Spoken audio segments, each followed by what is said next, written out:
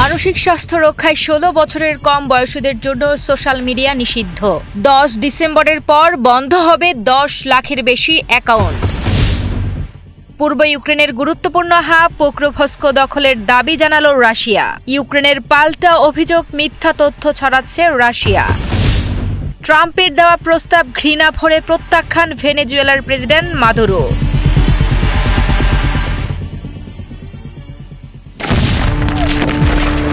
পূর্ব ইউক্রেনের গুরুত্বপূর্ণ শহর পোক্রোভস্ক দখল করার দাবি করেছে রাশিয়া, যা নিশ্চিত হলে যুদ্ধের সাম্প্রতিক সময়ের অন্যতম বড় সাফল্য হবে তাদের জন্য। কয়েক মাস ধরে তীব্র লড়াই চলতে থাকা এই শহরটি রাস্তাঘাট ও রেলপথের জন্য গুরুত্বপূর্ণ হাব হিসেবে পরিচিত। রাশিয়া জানায় সেনারা শহরের কেন্দ্রস্থলে তাদের পতাকা তুলেছে এবং এ নিয়ে একটি ভিডিও প্রকাশিত হয়েছে। তবে ইউক্রেন এই দাবি অস্বীকার করে বলছে রাশিয়া শান্তি আলোচনার উপর চাপ বাড়াতে এ ধরনের তথ্য ছড়াচ্ছে। ইউক্রেনের তথ্য প্রতিরোধ বিভাগ জানিয়েছে যুদ্ধক্ষেত্রের মনোবল ভাঙতে আগামী সপ্তাহগুলোতে আরও এমন দাবি ছড়ানো হতে পারে। এর আগে ইউক্রেনের সেনাবাহিনী জানিয়েছিল কঠিন পরিস্থিতির মধ্যেও তারা পোক্রোভস্ক এবং এর আশেপাশের এলাকার নিয়ন্ত্রণ ধরে রেখেছে এবং রুশ বাহিনীকে প্রতিহত করছে। দুই পক্ষের দীর্ঘ যুদ্ধের কারণে বহু সেনা নিহত এবং আহত হয়েছেন।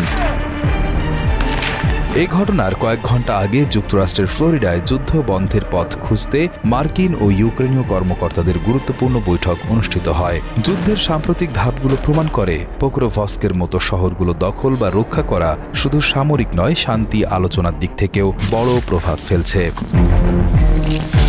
রাশিয়ার দাবির পক্ষে একটি বড় প্রমাণ এসেছে প্রেসিডেন্ট ভ্লাদিমির পুতিনের কাছ থেকে। গত রবিবার তিনি যুদ্ধের সম্মুখে সেনাদের সঙ্গে দেখা করতে গিয়েছিলেন এবং সেখানেই সেনাপতি ভ্যালেরি গেরাসিমভ তাকে শহর দখলের খবর জানান। এমনকি সংবাদ মাধ্যম সিএনএনও নিশ্চিত করেছে যে প্রেসিডেন্টের দপ্তর থেকে প্রকাশিত এক ভিডিওতে রুশ সেনাদের পোক্রোভস্কের সিটি সেন্টারে রাশিয়ার পতাকা উড়াতে দেখা গেছে। যদিও ইউক্রেন গুরুত্বপূর্ণ রসদ সরবরাহের পথ হিসেবে পোক্রোভস্ককে ব্যবহার করত, তবে ড্রোন হামলার কারণে সড়ক ও রেল যোগাযোগ ক্ষতিগ্রস্ত হওয়ায় তারা এখন বিকল্প পথ ব্যবহার করছে। এই পরিস্থিতিতে শহরটি সত্যি কার নিয়ন্ত্রণে তা নিয়ে বিশ্বজুড়ে ধোঁয়াশা সৃষ্টি হয়েছে। গাজার ধ্বংসস্তূপের উপরে দাঁড়িয়ে একসাথে অনুষ্ঠিত হল ৫৪ জুটির বিয়ে। বছরের পর বছর ধরে চলা যুদ্ধ, মৃত্যু এবং ধ্বংসের মাঝে দাঁড়িয়ে এই বিয়ের অনুষ্ঠানটি গাজার মানুষকে এনে দিয়েছে এক ঝলক আনন্দ। সংযুক্ত আরব আমিরাত সমর্থিত আল ফারেস আল শাহাম ফাউন্ডেশনের উদ্যোগে এই বিশেষ বিবাহ অনুষ্ঠানের নাম দেওয়া হয় দ্য ড্রেস অফ জয়।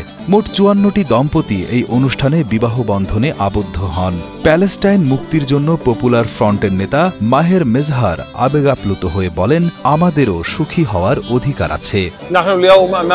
কাল আমরা ধ্বংস, মৃত্যু ও নিশ্চিহ্নতার যুদ্ধে ছিলাম, আর আজ আমরা প্যালেস্টাইনরা এই বিশাল বিয়ের আয়োজন আনন্দের মাধ্যমে উদযাপন করছে। আমরা বিশ্বাস করি প্যালেস্টাইনিরা সুখী হওয়ার অধিকার রাখে, শিশু, নারী ও শোকগ্রস্তদের মুখে হাসি ফোটানোর অধিকারও রাখে। বিয়ের অনুষ্ঠানে বধূরা পরেছিলেন ঐতিহ্যবাহী ফিলিস্তিনি পোশাক আর বরেদের পরনে ছিল স্যুট। তারা যখন সারি বেঁধে ধ্বংস হওয়া ভবনের পাশ দিয়ে হেঁটে যাচ্ছিলেন তখন চারপাশের মানুষের উল্লাস ছিল চোখে পড়ার মতো। এক দম্পতি আবেগাপ্লুত হয়ে বলেন, এত কিছুর পরেও আমরা নতুন জীবন শুরু করব। আল্লাহ চাহেন তো এটাই যুদ্ধের শেষ হবে।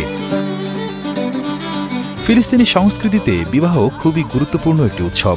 সেখানে বিশাল পরিবার মিলে কয়েক দিন ধরে আনন্দ করা হয়, নাচ গান হয় এবং প্রচুর খাওয়া দাওয়া চলে। কিন্তু যুদ্ধের কারণে গত ২ বছর গাজায় এসব আনন্দ অনুষ্ঠান বন্ধ ছিল।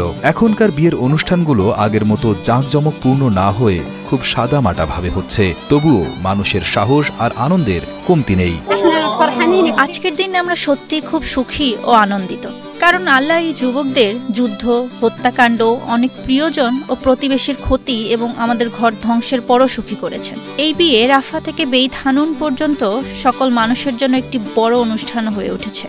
বার্নার্ড কলেজের সমাজবিজ্ঞানের অধ্যাপক রান্দা সেরহানের মতে ফিলিস্তিনিদের জন্য বিয়ে কেবল পারিবারিক বিষয় নয়, এটি প্রতিরোধের প্রতীক। আর এই বিয়েগুলো প্রমাণ করে তারা বেঁচে থাকার জন্য দৃঢ় প্রতিজ্ঞ। পপুলার ফ্রন্টের নেতা মাহের মেজহারের মতে এটি অপরাধীদের জন্য একটি বার্তা। এই বিয়ের অনুষ্ঠান হত্যাকারী ও অপরাধীদের জন্য একটি বার্তা। বেন গভির, স্মোট্রিচ বা নেতানিয়াহু যেই হোক না কেন, তাদের জেনে রাখা উচিত ফিলিস্তিনিরা জীবনকে ভালোবাসে এবং তারা তাদের সংগ্রাম ও লড়াই চালিয়ে যাবে। আমরা এই ধ্বংসস্তূপ, ধ্বংস ও মৃত্যুর মধ্য থেকে, এই হামাদ শহর থেকে আরও একটি নতুন বার্তা দিচ্ছি। আমরা এই বিধ্বস্ত শহরকে আবার গড়ে তুলব। 16 বছরের কম বয়সী সবার জন্য সোশ্যাল মিডিয়া ব্যবহার পুরোপুরি নিষিদ্ধ করতে যাচ্ছে অস্ট্রেলিয়া সরকার। আগামী 10 ডিসেম্বর থেকে নিষেধাজ্ঞা কার্যকর হওয়ার কথা। সরকারের উদ্দেশ্য মহৎ। তারা চাইছে বাচ্চাদের মানসিক স্বাস্থ্য রক্ষা করতে এবং ইন্টারনেটের খারাপ দিক থেকে তাদেরকে বাঁচাতে। কিন্তু যাদের জন্য এই নিয়ম, সেই টিনেজাররা বলছে ভিন্ন কথা। তাদের মতে এই নিষেধাজ্ঞা তাদের ভালো করার বদলে উল্টো বড় ধরনের ক্ষতি করে ফেলতে পারে।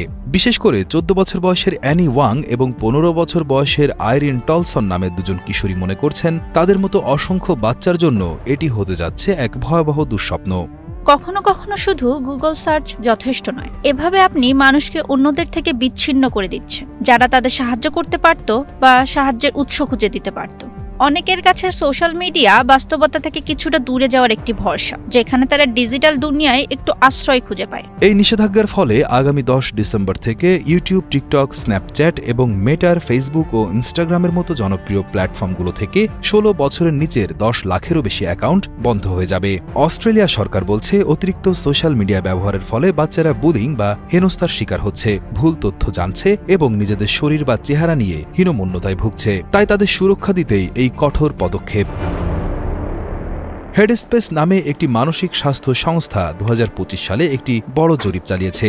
সেখানে দেখা গেছে 37% তরুণ তরুণী ভয় পাচ্ছে যে সোশ্যাল মিডিয়া ছাড়া তারা একদম একা হয়ে যাবে। তাদের সবচেয়ে বড় চিন্তা হলো আইসোলেশন বা বিচ্ছিন্ন হয়ে যাওয়া। এরপরেই 35% বাচ্চার ভয় হলো তারা দুনিয়ার খোঁজ খবর এবং ট্রেন্ড থেকে পিছিয়ে পড়বে। হেডস্পেসের ক্লিনিক্যাল প্র্যাকটিস প্রধান নিকোলা পালফ্রে মনে করেন সোশ্যাল মিডিয়ার উপর নির্ভরতা কমানো ভালো, কিন্তু সেটা হুট করে বন্ধ করে দেওয়া ঠিক হবে না। আমাদের নিশ্চিত করতে হবে যে সোশ্যাল মিডিয়া বন্ধ হলেও বাচ্চারা যেন অন্য কোনো উপায়ে মানুষের সাথে মেলামেশা বা সাহায্যের সুযোগ পায়। এই নিষেধাজ্ঞার সময় নিয়েও বাচ্চাদের মধ্যে ক্ষোভ রয়েছে। আগামী সপ্তাহেই অস্ট্রেলিয়ার স্কুলগুলোতে গরমের ছুটি শুরু হচ্ছে, টানা 6 সপ্তাহের ছুটি। ঠিক এই সময়ে ছুটির মাত্র 5 দিন আগে এই নিয়ম কার্যকর করা হচ্ছে। সব মিলিয়ে অস্ট্রেলিয়া সরকারের এই সিদ্ধান্ত বিশ্বের ইতিহাসে একটি নজিরবিহীন ঘটনা। সরকার চাইছে বাচ্চাদের বাঁচাতে, আর বাচ্চারা ভাবছে তাদের জগৎটাই কেড়ে নেওয়া হচ্ছে। এখন দেখার বিষয় 10 ডিসেম্বরের পর অস্ট্রেলিয়ার নতুন প্রজন্ম অফলাইনের পৃথিবীতে কিভাবে খাপ খাইয়ে নেয়। ভেনেজুয়েলার প্রেসিডেন্ট নিকোলাস মাদুরোকে স্ত্রী সন্তান সহ দেশ ছাড়তে বলেছেন আমেরিকার প্রেসিডেন্ট ডোনাল্ড ট্রাম্প, আর সেই প্রস্তাব প্রত্যাখ্যান করেছেন নিকোলাস মাদুরো। ঘটনার সূত্রপাত একটি গোপন ফোনালাপকে কেন্দ্র করে, যেখানে ট্রাম্প মাদুরোকে সরাসরি ক্ষমতা ছেড়ে অবিলম্বে দেশ থেকে পালানোর প্রস্তাব দিয়েছিলেন।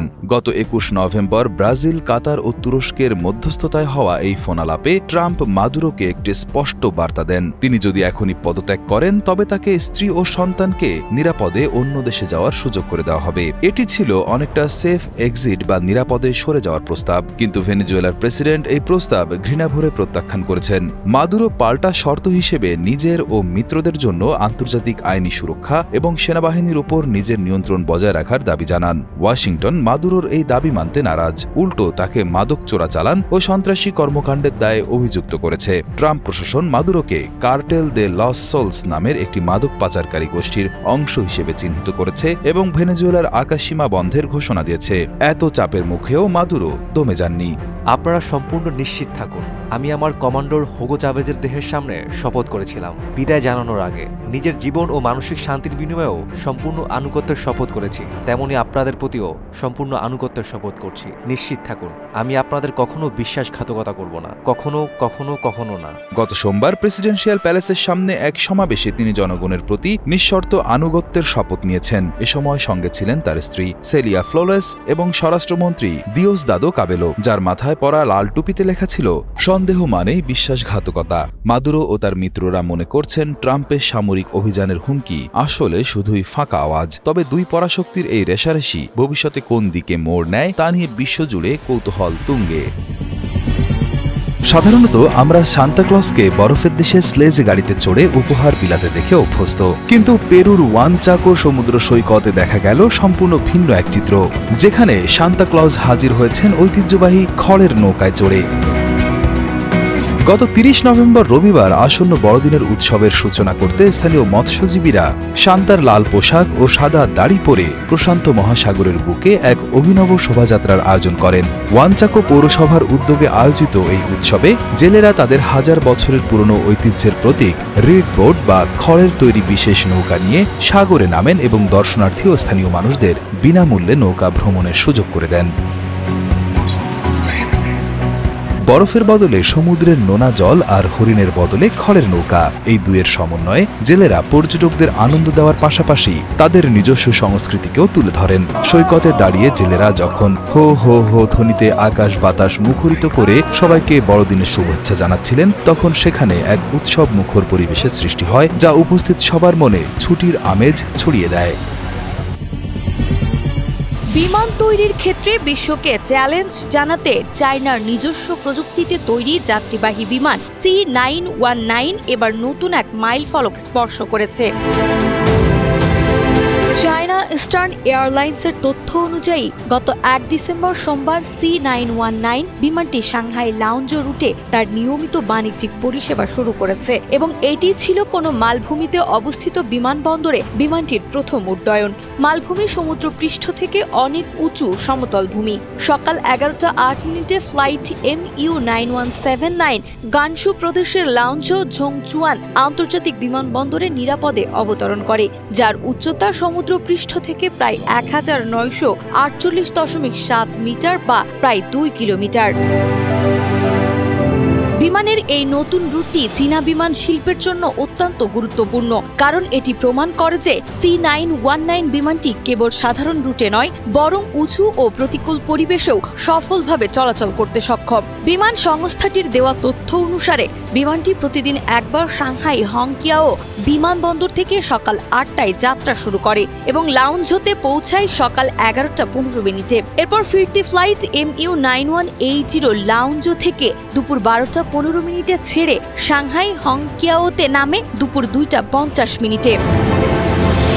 চায়নার নিজস্ব সক্ষমতার প্রতীক এই বিমানটি সফলভাবে উঁচু বিমানবন্দরে পরিষেবা দেওয়ায় আন্তর্জাতিক বিমান বাজারে এটি আরও শক্তিশালী প্রতিদ্বন্দ্বী হিসেবে পরিচিতি পেল।